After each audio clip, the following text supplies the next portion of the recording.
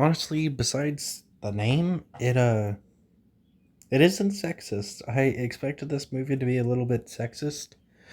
In fact, it actually promotes more feminist ideas.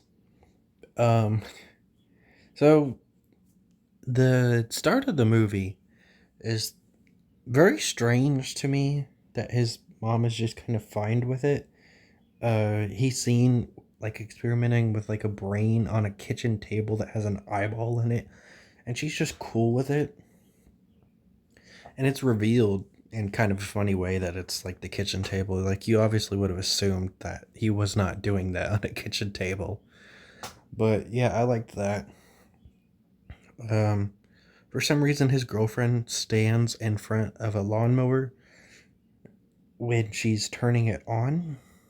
She's like, and this is the button to make it go forward when she's standing not too far away from it. What is she doing? So, of course, she dies. It's mainly off screen, besides like a little blood going on a gnome statue or something, which is kind of disappointing since, obviously it's like supposed to be the big kill of the movie. She's gonna become Frankenhooker. The reason she's called Frankenhooker is because he ends up using prostitutes that he kills uh, to like use for her new body parts, which I guess Franken prostitute didn't sound as good. um, he's clearly not a good guy. Like at first, she seemed like a bit sad for him. He lost his girlfriend, and it's kind of his fault. Like not totally, but it was his invention. But you see very quickly that he's not a great person. He's like, I gotta find the perfect body for you. He's showing her like her dead corpse, all these different skinny bodies when she was a bit overweight woman. Like that was part of her thing, was that she was, a bit of a chubbier woman. She wasn't fat by any means. Not that there would be anything wrong with that. I weigh quite a bit. Um, but anyways, yeah, it's just like it it doesn't beat you over the head with it, but he's not a good person. Um he ends up going to go kill some prostitutes. He changes his mind, but they really, really want his drugs, and the drugs were laced to kill them when they took it. So, of course, they take the drugs, and all of them die. The effects aren't great. It's clearly mannequins being blown up, but I think it's, I think it works. I mean, it's just a little goofy movie after all. I didn't expect some insane kills. I expected goofy kills, and they delivered. Um, Frankenhooker kills two girls, not two girls, two guys herself in the movie. One overly excited guy that really wants to bang her for some reason. Oh, you almost feel bad for him just because of like how happy this guy is. Like he's so happy over, happy go lucky. Still, he gets killed, obviously, but at least he went out happy. Um, then a guy immediately tries to sexually assault her. He tries to kiss her without her consent. Soon as she walks out of a room, you don't even know this woman. They've never had a conversation before. Not that that would make it okay. It's just like he doesn't even know this woman, and he has the balls to immediately try and kiss her. And she has like some kind of electricity going through her, which causes her to kill anybody that makes contact with her. Which is what happens when she kills the first guy, is that she's like having sex with him. So of course that kills him. Um, she almost kills her boyfriend too by accident, because when they make it back, he's about to kiss her, but she realizes what he's done to her. Because when she first becomes Frankenhooker, like she just repeats phrases that the hooker said, the prostitute. Uh, I don't remember what her name was. One of them was called Snow. I don't remember the rest of them, unfortunately, and I don't think this one was named Snow.